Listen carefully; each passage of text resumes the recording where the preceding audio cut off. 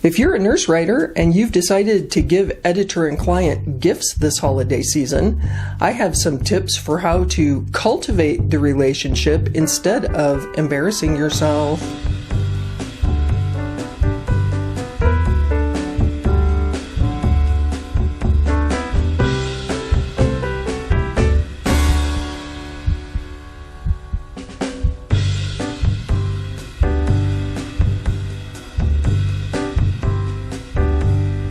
Welcome to the RN2writer Show.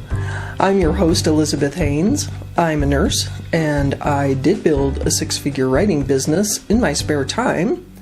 And today, I want to help you succeed as a freelance writer too. Last time on the RN2writer Show, I talked about several factors I considered before I decided whether or not to send clients and editors gifts at holiday time.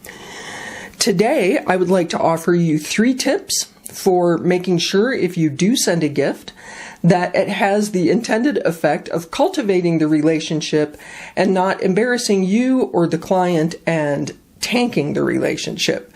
So let's dive in. The first tip I want to give you if you've decided to give editors and clients gifts this year is to send your gift earlier or later than usual. This episode of the RN2writer Show is airing between Thanksgiving and Christmas. To me, that's the worst time of the year to send a gift to an editor or client. Why? Because they're being buried under gifts from other vendors right now. So in order for your gift to stand out, what I suggest is either send it just before Thanksgiving or send it just after New Year's. That was usually how I did it, and I got actual feedback from clients about that, about the timing of my gifts and how much they appreciated that, so that they really had a chance to acknowledge and enjoy the gift. The second thing I would like to say is send gifts that stand out from the pack. It's really easy to go online and order a gift from a place that sends pears and towers of treats, right? But every corporate client is doing that and getting that. So try to think outside the box. My interpretation of that meant that I always sent New Mexico-made gifts to people. I found local vendors to send things like New Mexico lavender gift boxes, New Mexico chili gift boxes. That is something that your ordinary corporate vendor, they're never going to do that because they have tons of clients to serve and they need an efficient way to use one gift vendor and send the same thing to everybody. Again, you can stand out from the pack by thinking of unique gifts to give your editor that don't look like your standard corporate fare. Now, having said that, be careful not to send something that's controversial, profane.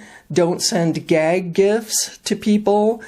Keep in mind that at least in a non-pandemic era, these gifts were being opened in an office environment with other people around.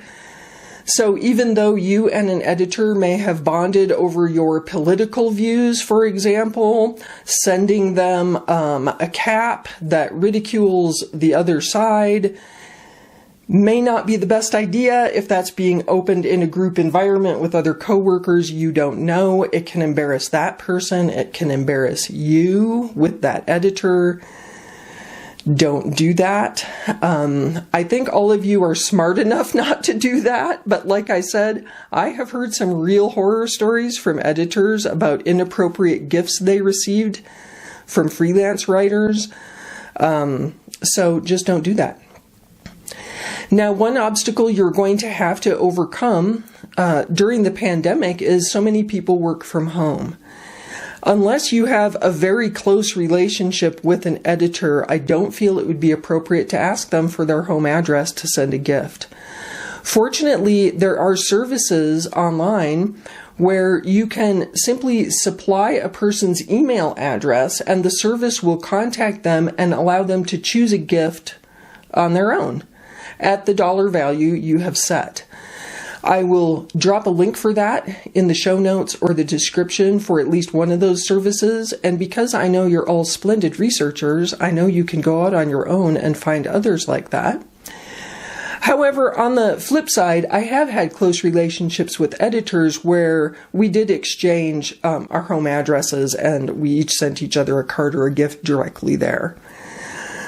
All right, so that's my tips for using gift-giving time to not only express your gratitude, but cultivate the client relationship. So let me just recap them. Send gifts earlier than usual. Send gifts that stand out from the pack if you can. And don't send any profane or controversial gifts because that could have the opposite effect that you want on the relationship. I'd love to know where you stand on gift giving as a freelance writer. Why don't you pop your questions or comments in the comments? And thank you so much for subscribing to the RN2writer Show on YouTube and for following us on Spotify and Apple Podcasts.